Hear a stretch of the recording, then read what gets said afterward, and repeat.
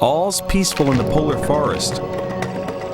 Until this Cretaceous killer shows up to dine on the locals.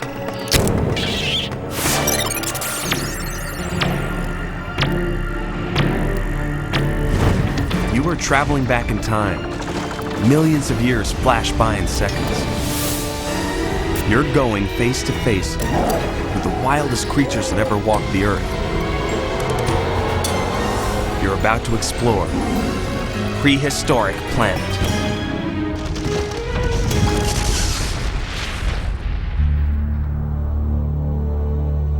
Welcome to the bottom of the world. This is how Antarctica looked about 106 million years ago, better known as the Cretaceous period. We're just 200 miles from the South Pole, smack dab in the middle of the ice forest. So where's the ice? Don't worry. Come winter, there'll be plenty, along with total darkness, 24/7. Summers are the polar opposite. Hot, buggy, and the sun never sets. Ever. So what kind of dinosaur would be crazy enough to live here? Dinosaurs, for one. This is her forest, and this little plant eater knows what it takes to survive.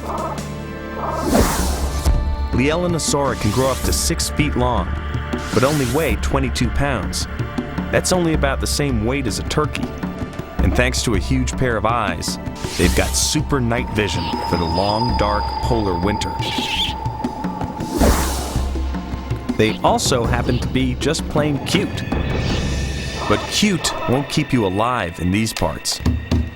In spring, food's no problem. It's an all-day graze-a-thon.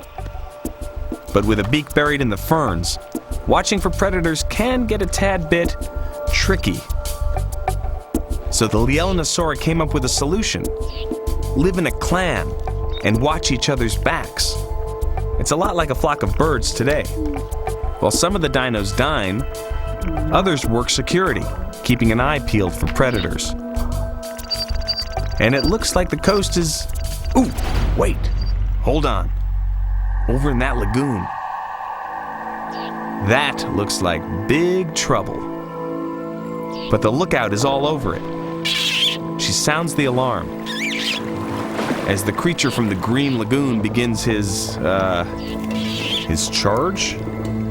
Okay, I'd say the Dinosaur clan's got nothing to worry about.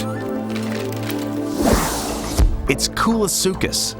At 16 feet long and around 1,000 pounds, this mutant tadpole is no threat to the land speed record. But in the water, he's got a lethal lunge and a mouth that can finish the job. So what's he doing out of the water? Guess he's trying to wake up. After all, he did just come out of his winter-long hibernation. Happens every spring.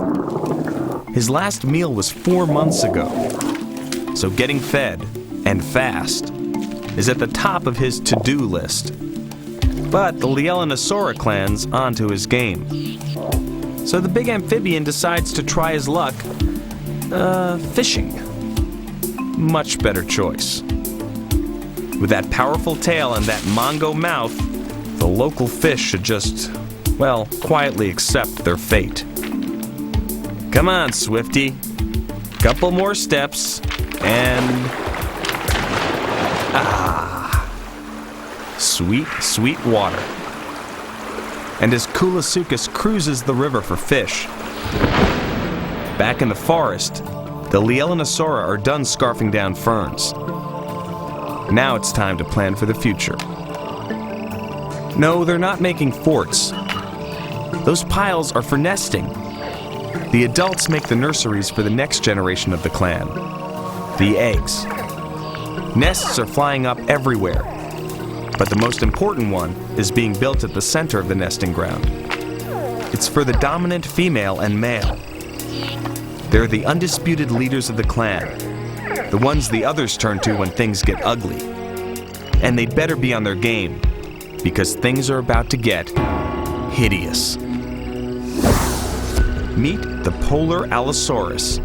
At 20 feet, this Cretaceous predator is a third smaller than his old Jurassic cousins. But don't underestimate him. He's a vicious migratory predator, and he comes down from the north every spring for some of that famous southern stick-to-your-ribs home cooking.